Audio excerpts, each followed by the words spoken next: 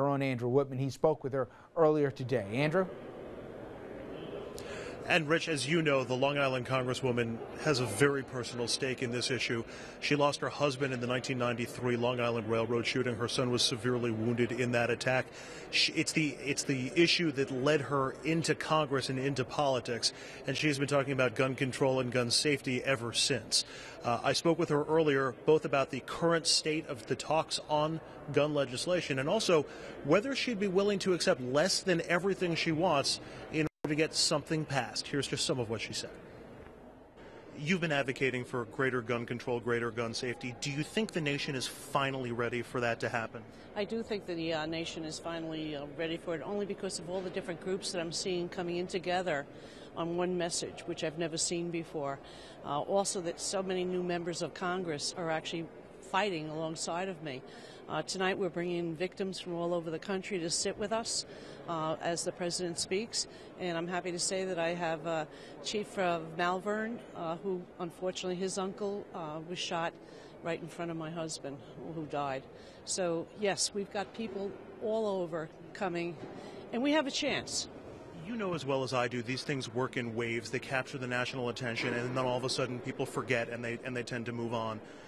You think there's enough momentum behind the push for gun control right now in the wake of Newtown, in the wake of upstate New York and other places to get something done? I honestly do, because you have to understand this is 2 months now, that unfortunately, since Newtown.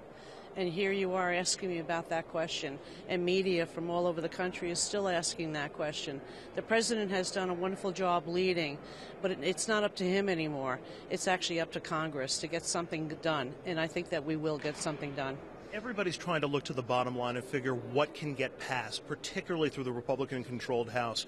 Would you be okay if you could get things like, background checks and a better computerized system, but maybe not assault weapons and not extended ammo clips? Is the perfect going to get in the way of the good here? Well, we're hoping. Obviously, I do think that we can pass the background checks, closing the gun show loophole. I also think there's a very, very good chance on the Internet and gun trafficking. I really do believe there's going to be a lot done on that. The magazines, the large magazines, are the important piece, because it doesn't matter what kind of gun you have. If you cut down the number of bullets, then we know we can save lives. There is arguably a gun culture that exists and seems to thrive, particularly in inner cities and also particularly in very rural areas. How do you stem that sense that, they're not just abridging perhaps my freedom or my right to carry a gun, but they're abridging this culture that we've come to be enamored with? Well, again, we have the Second Amendment rights. So anyone that wants a gun to protect their home are perfectly allowed to keep that. What we're trying to do is stop the crimes that are going on in the streets, stopping the bad guys from getting the guns. We can do that.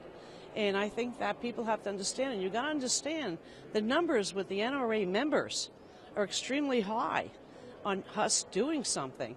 These are hunters. These are sportsmen. They don't use the large magazines to go hunting. They're only allowed 3 to 5 bullets.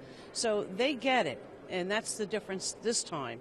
And also educating them on, most of them did not know that everybody did not go for a background check. That is common sense.